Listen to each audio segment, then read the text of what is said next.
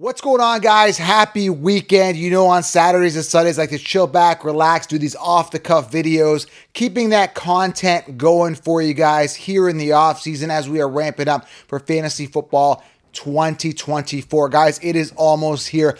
I'm over the moon excited. In this video, I'm going to go over 3 bench stashes. Now, these guys aren't going to move the world here. They're not going to be like, oh, wow, I got to have these guys. But in later rounds, especially after round 12, you're like, who should I get? Who should I consider? I've got 3 guys that kind of jumped out at me as potential guys you may want to grab that have some serious upside. And that's the thing. When I am going in later rounds, I try to make sure that I have upside players.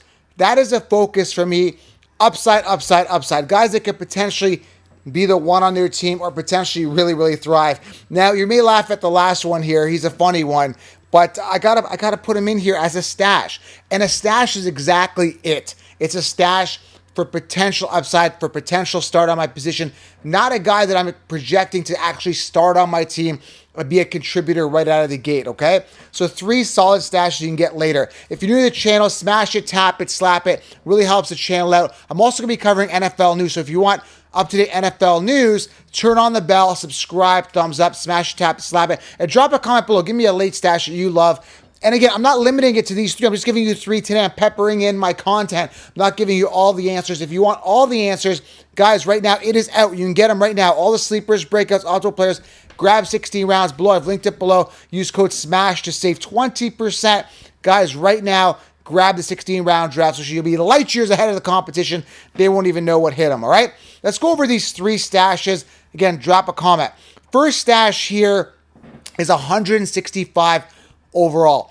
That is immense value. We're talking like round 13 here. The guy I'm talking about is Marshawn Lloyd.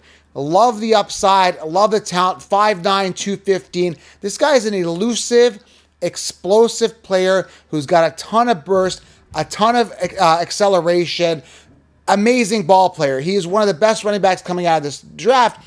One small problem, he's with Josh Jacobs. That being said, there's a chance if Jacobs goes down, this guy emerges, and even this guy could potentially outplay Jacobs. Now, Jacobs is good. I just don't think Jacobs is outstanding. They paid him a lot. That's one thing that's kind of turning me off of Marshawn Lloyd is the fact that they're so heavily invested in Josh Jacobs. We're talking 4 years, $48 million. That's like $12 million a year, making him the 3rd highest paid running back at the time of his signing. Okay, so the Packers believe in him. They got Dillon there. Dillon's washed up. They obviously see something in Lloyd. They got him for good value, decent value in the 3rd round. Like I said, he's got the upside. He's got the explosiveness. He's got that burst. I mean, the only knock to him is that there's some ball security issues. I think out of his 323 carries, he had about 8 fumbles. So he's known to fumble. That could be fixed up, no problem.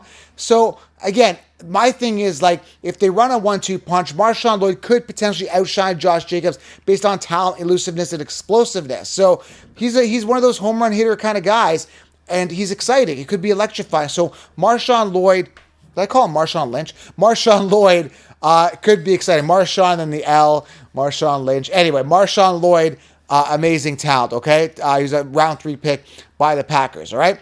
Just having a coffee here. I'm just trying to get the caffeine levels up because I usually do a workout right after this show. Got to get some of that caffeine in here on my weekend. All right, the second stash here, sitting 180th overall. Tons of upside here. And here's the thing, guys. I don't see a lot of competition. The guy I'm talking about is Troy Franklin. He's a long strider. He's ultra explosive. He ran a 4.41. That's not a bad 40-yard dash, actually. So there's tons of upside. He was a 4th-round pick. Guys, there's a ton of opportunity for Troy Franklin to emerge. Obviously, with Bo Nix and a rookie quarterback, that's a suspect situation. Currently, right now, as of the time of this recording, we're talking, where are we, mid-May, there is no contract deal done with Courtland Sutton, a guy that's had years to wow us, and we're not really wowed. He's good. He's not outstanding, and that could be partly due to, in his defense, could be a quarterback thing. He's never had an upside quarterback throwing to him consistently, but Courtland Sutton's a safe guy, but Troy Franklin is the guy that could emerge. They've got Mims there. But we're talking like round 14 pick here. Round 14, round 15 in your draft. as a guy you can stash. We're talking, like I said, 180th overall. Tons of upside, a potential guy that could be the one and could build that rapport with Bo Nix. Now, if you're curious about Bo Nix, he had 4,500 yards passing in his last season and a pretty good touchdown to, interception ratio, 45-3, only 3 interceptions his last year. So 6'3", 215 pounds. The guy's a prototypical quarterback, but how's that going to translate in the NFL? And will Franklin be consistently fed? You never know. He could be a guy that could emerge. That's something that's yet to be seen. And the fact that Courtland Sutton is struggling with these contract issues, there's something to be said there. So Troy Franklin as a stash. And I'm telling you guys, oh, well, Joe told me to draft Troy Franklin in all my leagues, blah.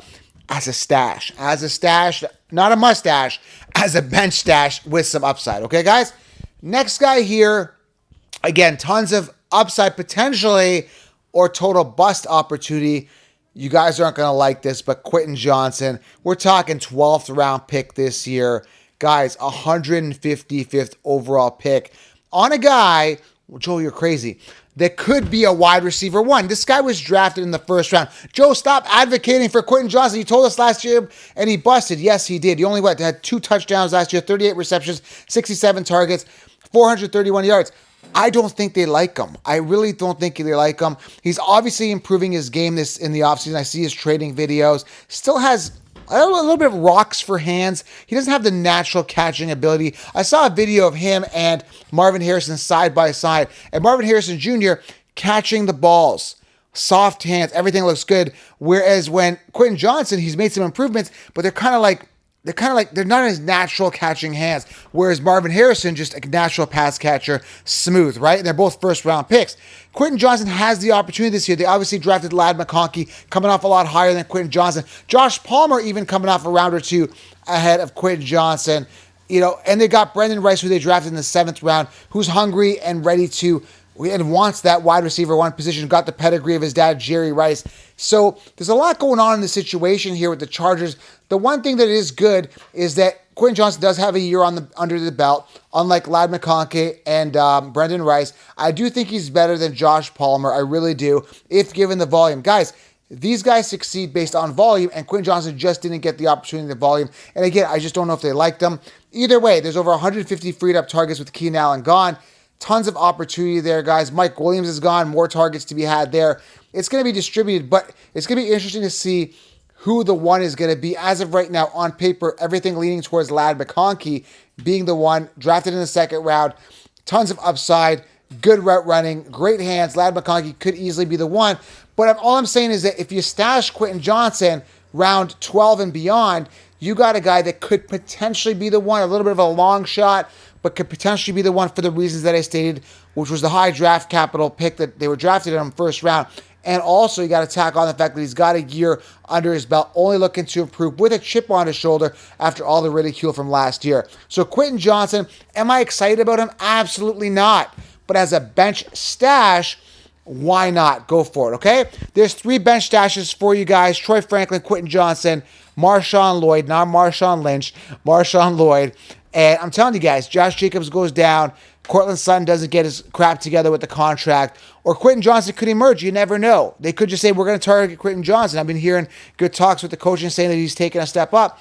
You never know, right? Stash. These guys have some upside.